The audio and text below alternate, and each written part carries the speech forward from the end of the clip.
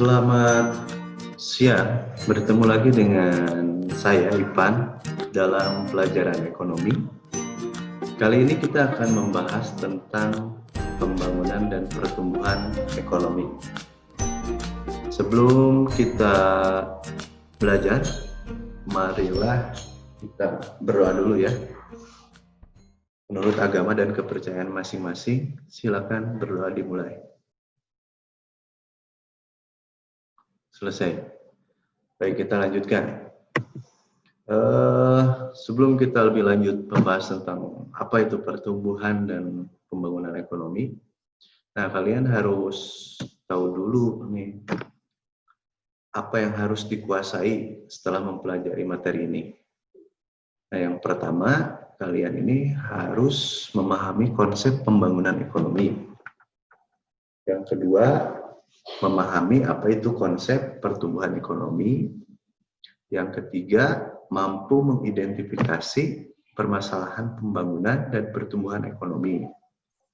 Yang keempat, bagaimana cara mengatasi permasalahan pembangunan dan pertumbuhan ekonomi tersebut. Nah, untuk lebih jelasnya, marilah kita memahami dulu definisi pembangunan ekonomi menurut beberapa ahli. Di sini ada ahli ekonomi aliran klasik ya, berkebangsaan Inggris, Adam Smith. Menurut Adam Smith, pembangunan merupakan proses perpaduan dua aspek utama, yaitu pertumbuhan output dan pertumbuhan penduduk. Sedangkan menurut Michael Todaro, beliau mengartikan bahwa proses dimensional yang melibatkan perubahan-perubahan besar dalam struktur sosial, sikap-sikap mental yang menjadi terbiasa dalam lembaga nasional, termasuk pula percepatan atau akselerasi pertumbuhan ekonomi, pengurangan pengangguran, dan pemberantasan kemiskinan absolut. Lalu di sini ada pendapat dari Sadono. Beliau membuat definisi pembangunan ekonomi adalah pertumbuhan ekonomi yang diikuti oleh perubahan dalam struktur dan corak kegiatan ekonomi. Jadi ada perubahan ya struktur ekonomi suatu negara tersebut. Nah, di sini ada proses perencanaan pembangunan ekonomi. Proses perencanaan pembangunan ekonomi itu meliputi apa saja? Yang pertama, prosesnya itu harus memiliki tujuan, lalu menyusun target yang akan dicapai dalam pembangunan ekonomi. Yang terakhir adalah adanya koordinasi dan monitoring. Next. Nah, apa saja sih tujuan perencanaan pembangunan ekonomi? Jadi kalau ekonomi mau dibangun, harus direncanakan. Nah, tujuan perencanaan ini untuk apa? Di sini ada beberapa tujuan perencanaan pembangunan. Yang pertama, mengarahkan kegiatan untuk tujuan pembangunan. Yang kedua, mengarahkan pihak pemerintah maupun swasta untuk menciptakan nilai tambah dalam menggunakan sumber daya dengan rasa tanggung jawab. Ketiga, mengantisipasi hambatan dan risiko. Keempat, memberikan peluang, potensi, dan prospek masa depan. Yang kelima, memberikan kesempatan mengedepankan pilihan terbaik. Keenam, menyusun skala prioritas berdasarkan tingkat kepentingan. Ketujuh, perencanaan sebagai standar pengawasan dan evaluasi. Nah, itu tujuan pembangunan nasional. Ketika membuat rencana, tentunya rencana tersebut harus memiliki manfaat ya. Adapun manfaat perencanaan, yang pertama, agar sumber daya untuk pembangunan dapat digunakan dengan efisien dan efektif. Kedua, agar tujuan dari pembangunan ekonomi dapat tercapai hingga ke tingkat pertumbuhan yang mantap.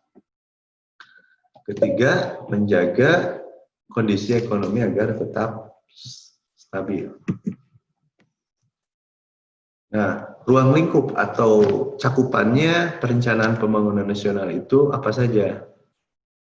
Adapun ruang lingkupnya meliputi perencanaan pembangunan nasional mencakup penyelenggaraan perencanaan makro semua pemerintah yang meliputi semua bidang kehidupan secara terpadu dalam wilayah NKRI.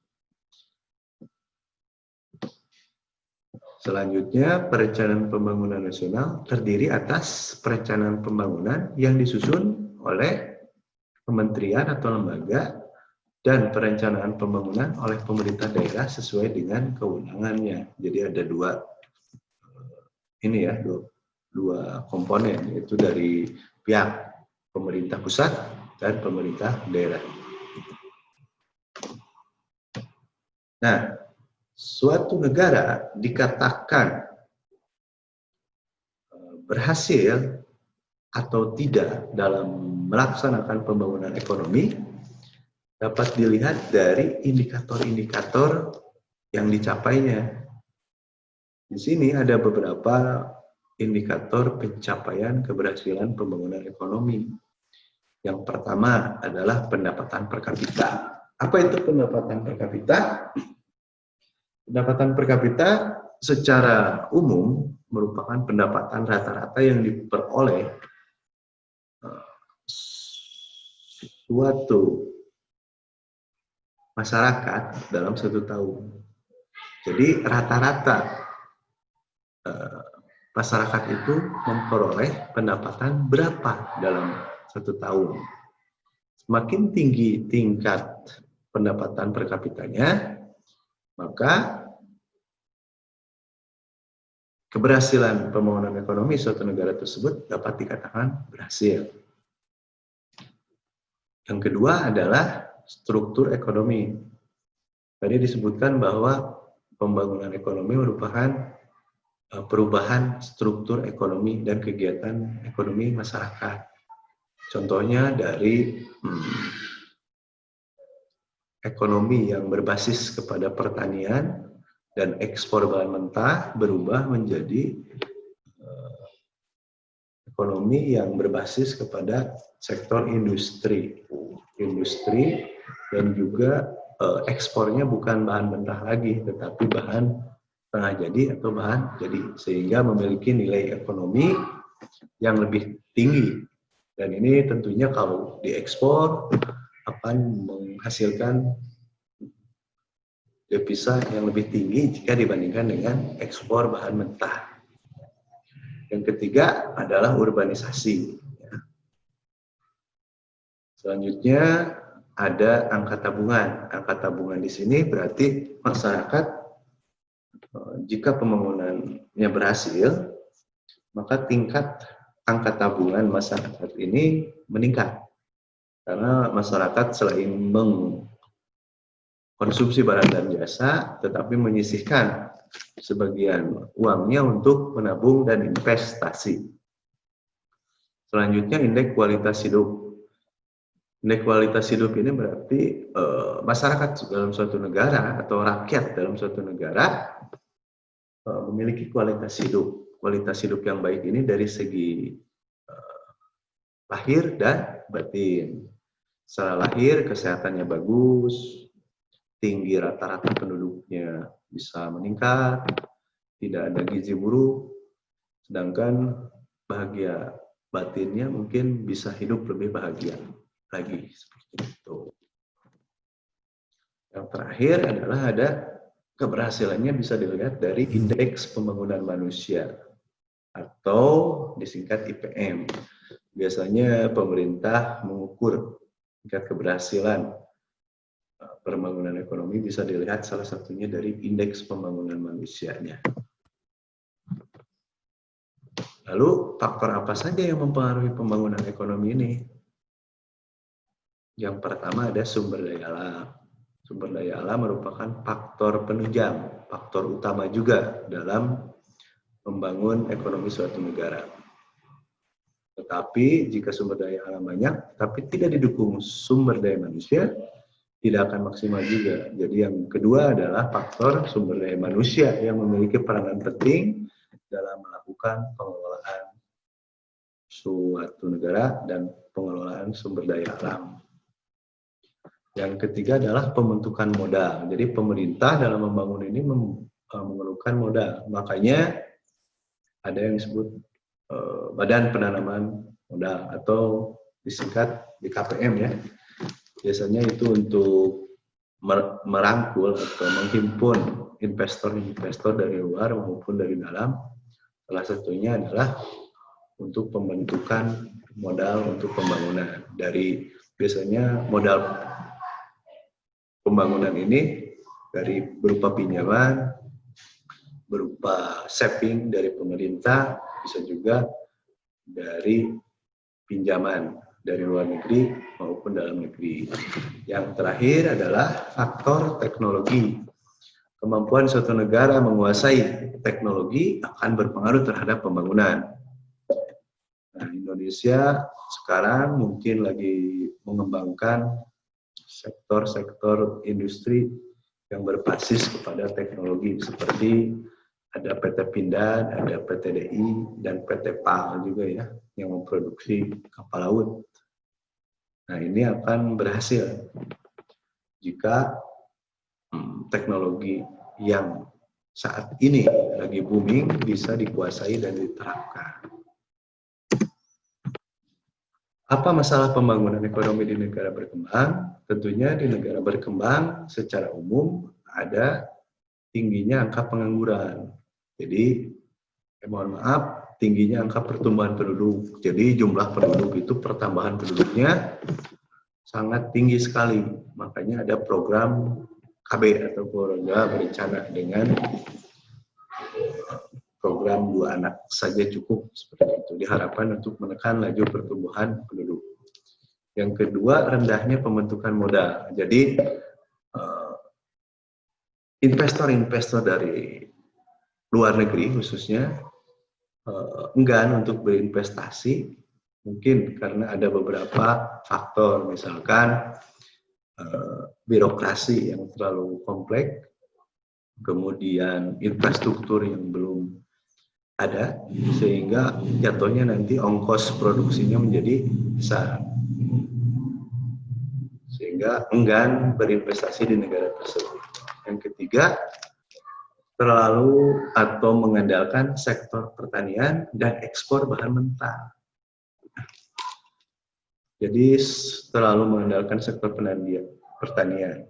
Harusnya mungkin suatu negara jika ingin mengatasi masalah pembangunan bisa diversifikasi, tidak hanya satu sektor atau beberapa sektor saja untuk mengandalkan pembangunan dalam hal ekonominya. Kemudian ekspor bahan mentah juga ini menjadi masalah. Misalkan minyak bumi hasil eksplorasi, diekspornya tidak menjadi bahan bakar yang siap pakai, tetapi masih berupa minyak mentah yang dikirim ke luar negeri, diolah di luar negeri, lalu balik lagi ke Indonesia.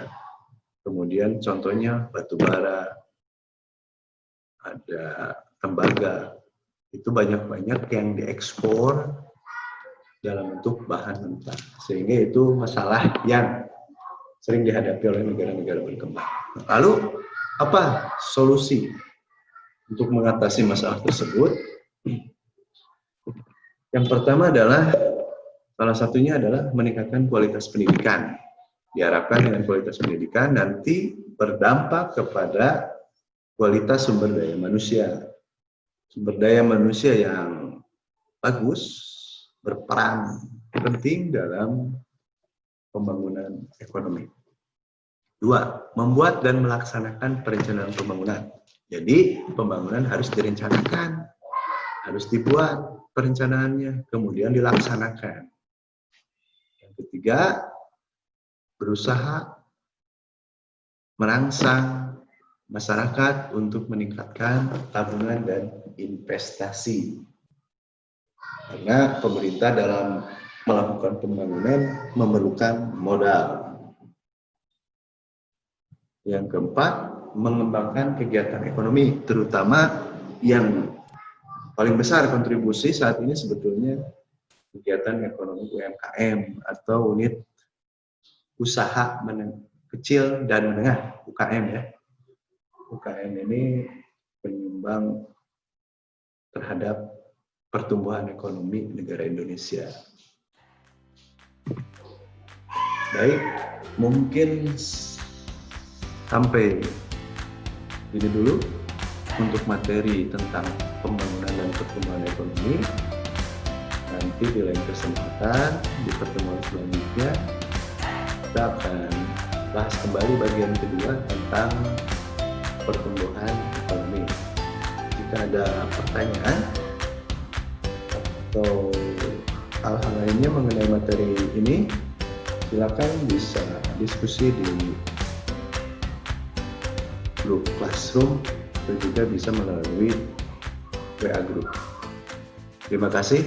Assalamualaikum warahmatullahi wabarakatuh.